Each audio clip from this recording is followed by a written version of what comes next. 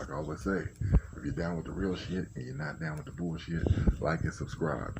I just want to talk about the recent events of Dr. Umar Johnson going on the Tammy Mack show and him not being aware or made aware that the transgender person, Hope Giselle, Hope, he once was a male. I mean, Hope Giselle, whatever the hell that person goes by or whatever. They were a transgender, and he didn't like the fact that afterwards he found out that a transgender was on the panel. I think that was really out of line. I think it was premeditated. It was set up like that on purpose, not only by Hope Giselle or whatever, but also I believe that Tammy Mack was involved in on like let's do it that way. So Dr. Umar Johnson or the other guy that was on the panel didn't necessarily know. That was some kind of setup because it's like, why are you hiding that fact? That was something that was not on the level, on the up and up, and you know, now you have people be trying to say things like, "Oh, look at Dr. Umar. Anybody in their right mind could have seen that truthfully was a man." So, by him saying my beautiful sisters and this and that, trying to now make it seem like, oh, he was attracted to the guy. That's messed up when people do that, man. Y'all grown people, man. Y'all are at least supposed to be and acting immature, playing these kiddie games and shit like that. I can't stand when people do shit like grown people. When y'all do that, man, you make black people look like so damn foolish and stupid. That wasn't no cool thing to fucking do. And then now people trying to make a joke out of it. Hope Giselle trying to, make that stand. If anybody remember back in the day, or I don't know, but it was a thing of gay people would have this thing. Some gay people, I'm not gonna put it on the whole community, but there would be gay people back in the day where they would always. You had these gay people who would say, "Well, everybody got a little bit of gay in them.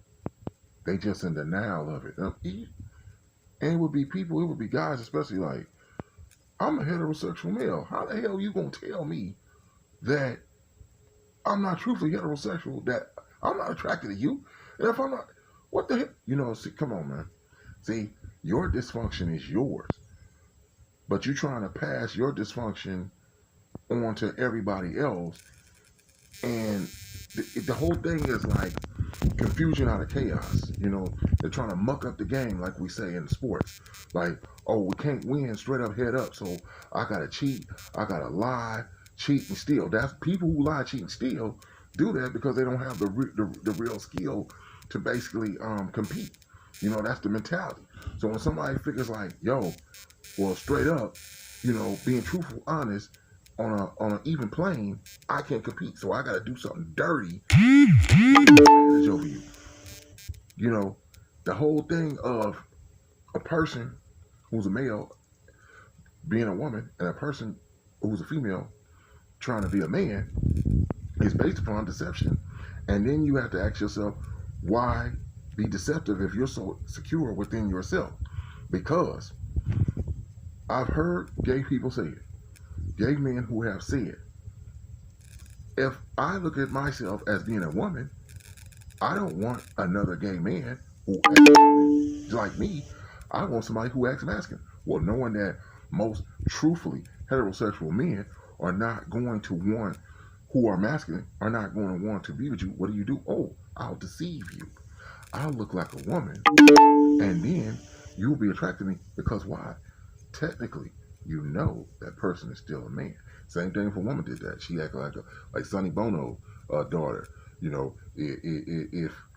If I'm a woman and I really want, but I want to be a man, but I want a feminine woman. I want a dainty. I don't want another, masculine acting woman like myself because I want to be the man. So she got so I'm gonna look like a man and fool a real feminine woman to look at me and think I'm a man. So that then what they want to happen happens. It's still a man being with a man, and a woman being with a woman. But they're not. But transgenders, transvestites, people of that nature are not being honest, and then they wonder why people have a problem with them because you're not being honest, and it's not right to fool and deceive people for your own benefit and gain. That's that's not right. So how can anybody really respect you? And for what they did on that show, that was just totally out of line, man. You know what I'm saying? Like, but that's an agenda, and the whole thing with Cynthia G being on there, you know, too, who's a hater of men.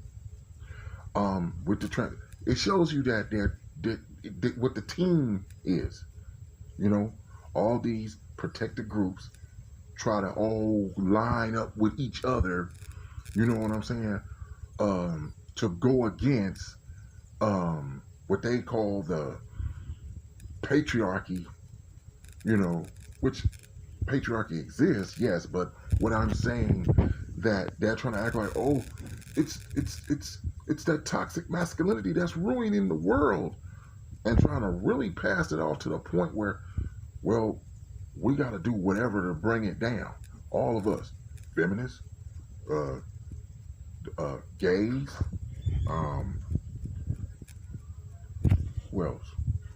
We know feminists, we know gays, we whoever the hell has a common belief or cause, men.